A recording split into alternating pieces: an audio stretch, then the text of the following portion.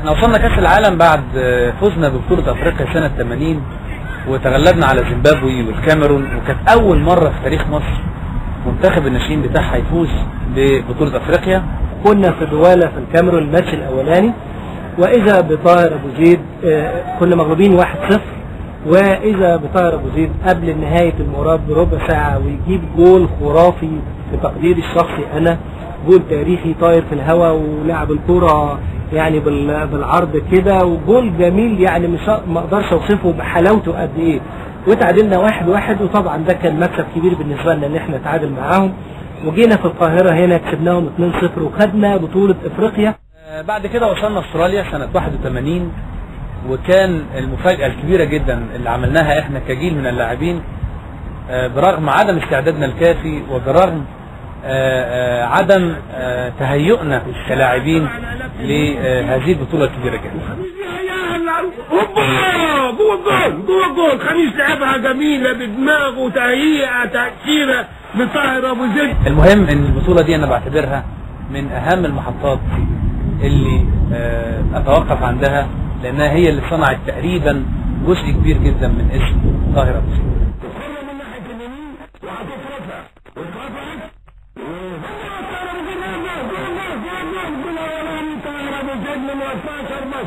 Which way will he go? الجول بيترمي ناحيه اليمين وطاهر بيساوي المتفرجين المصريين اللي هنا. ايضا هذه البطوله كان لي الشرف ان انا احقق هداف هذه البطوله وحصولي على الحذاء الفضي في اول جائزه حقيقيه بحصل عليها.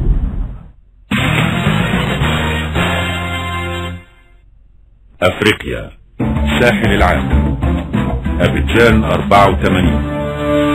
طاهر ابو زيد كان نجم مصر في هذه الدورة، ويمكن في هذه الدورة خد الحذاء الذهبي كهداف للدورة، وفي هذه الدورة ايضا اختير ضمن احسن 11 في افريقيا. هيرفع مفيش حد ياخدها بالهيد. يلا بقى جوه جول طاهر ابو زيد. جول جميل مش قوي. تمشي بقى جول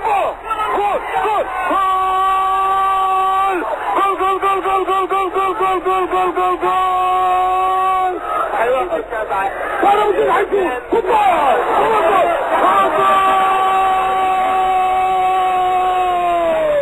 جول الثاني طاهر ابو زيد.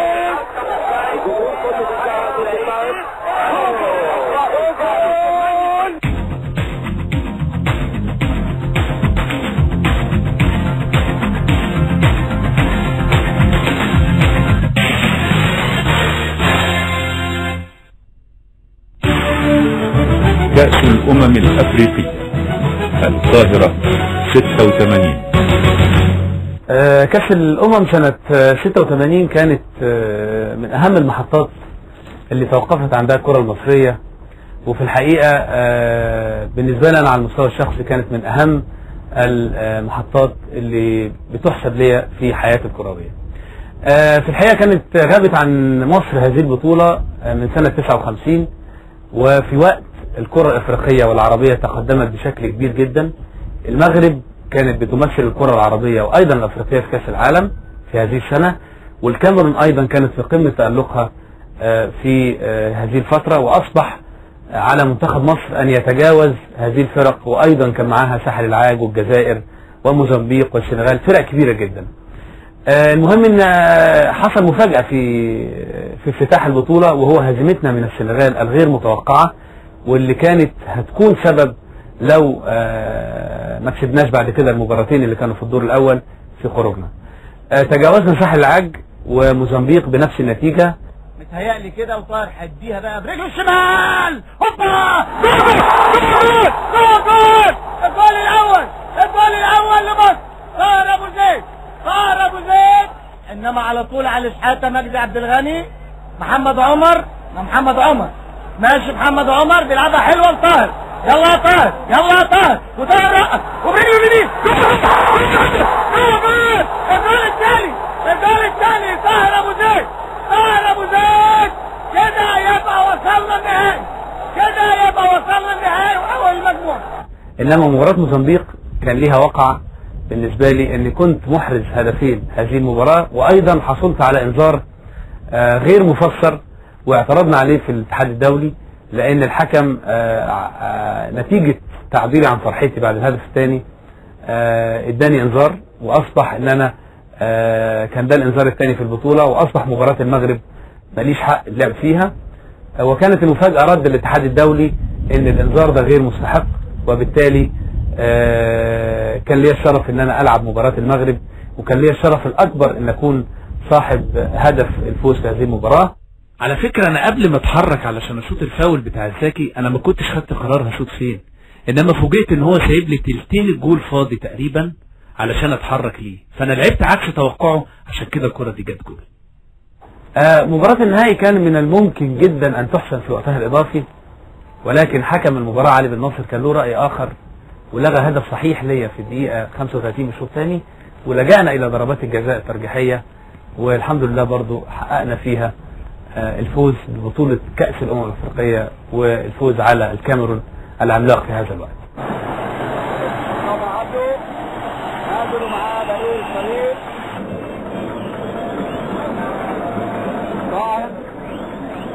طاهر الموهوب، طاهر أبو زيد الموهوب.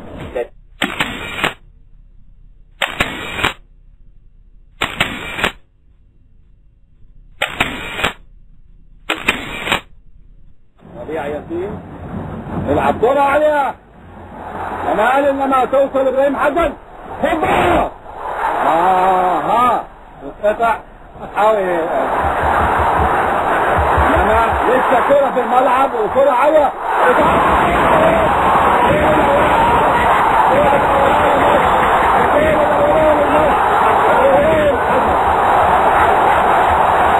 إيطاليا 90 تحقق الحلم الكبير، مصر تلعب في كأس العالم، ولكن لم يلعب طاهر أبو زيد سوى دقائق معدودة في مباراة ايرلندا، وكانت النهاية دولية.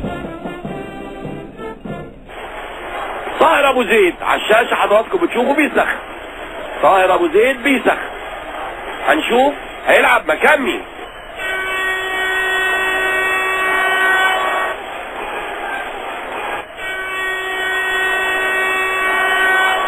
16 مجدي ونزل طاهر، ربع ساعة من بداية الشوط الثاني بينزل طاهر أبو زيد، أسامة عرابي لطاهر أبو زيد لربيع ياسين، ربيع ياسين لطاهر، طاهر على طول لمجدي، مجدي لطاهر، وطاهر بيمشي انما في رجل مرفوعة قدام الحكم انما ماشي، مجدي على طول لطاهر، طاهر بيننا على طول يمشي اسماعيل يوسف وبيتكعبل.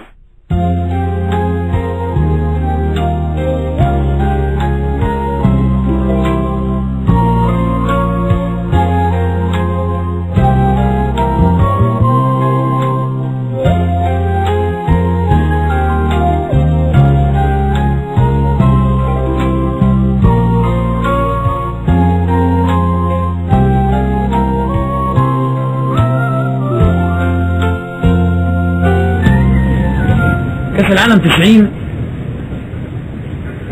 تجربة قاسية جدا عليا في رحلتي مع الكورة، وكانت حلم بالنسبة لي زي ما هي حلم لأي لاعب كرة كنت بحلم بيه، وهو كأس العالم 90، لأن تقريبا هذا هو الحدث الوحيد اللي ما قدرتش أحققه في حياتي. صحيح سافرت وكنت ضمن البعثة المشاركة في كأس العالم، إنما كنت ضيف شرف برغم اكتمال الحالة البدنية والفنية ليا في هذا الوقت، وبرغم مرارة هذه التجربة وقسوتها، غير ان انا شفت كل التقدير وكل الحب من الشارع المصري، ومش هقدر اتكلم عليها لان اعتقد ان الجميع اتكلم عليها وانصفني تماما، برغم الرأي العكسي تماما للمدير الفني لمنتخب مصر في ذلك الوقت. كان في معسكر اعداد لفترة طويلة جدا في انجلترا، وبعدين كان في ماتش مع اسكتلندا وفي ماتش مع رومانيا، وانا كنت امير عضو في مجلس اداره اتحاد كره القدم، وكنت انا رئيس البعثه دي. انا بقول المقدمه الصغيره دي عشان عايز اقول حكايه ان انا كنت اول مره اتعامل مع النجم طاهر ابو زيد، وبصفتي مسؤول معاه يمكن انا بحكم ان انا كنت بتفرج عليه وبشوفه في الملاعب كنت بحبه جدا جدا وما زلت طبعا. لكن كوني ان بقى اتعامل معاه كرئيس بعثه وهو كلاعب في المنتخب مصر كان في قرب وكان في يعني بشوفه كل يوم وبشوف سلوكه وبشوف تمرينه. وكانت الجرايد والصحف في مصر كانت عامله مشكله شويه او كان في مشكله طارئه بين الكابتن طاهر ابو زيد وبين الكابتن محمود الجوهري. انا بصراحه يعني من الناس اللي عشان كنت قريب منه قوي استغربت ان طاهر ما شاركش في المباريات هناك، واللي اعتقد ان كان ممكن اشتراكه ده كان ممكن يفيد منتخب مصر قوي، لان كاس العالم ده بالتحديد اثبت ان النجوم هم الفيصل في المباريات. يعني احنا شفنا مباريات كتيره جدا خلصت بهدف واحد من نجم الفرقه. يعني لما تبقى المساله مساله قوميه لا يجب ابدا ان نيجي على نجم فاز قدوه لاجيال كثيره ونحرم مصر منه. حتى النقد الرياضي وقف صامت او حاله الذهول ما ادتهوش فرصه انه يعبر بشكل جيد عن هذه الازمه، فمشى في الايقاع بتاع ايقاع الاحداث في هذا الوقت وما عليكش او بص في العمق في هذا يعني في موضوع استبعاد طاهر ابو زيد. هذا الموضوع انا بعتقد انه محتاج اعاده قرايه مره ثانيه ومحتاج اعاده نظر ودراسه عشان ما يتكررش مع نجوم اخرين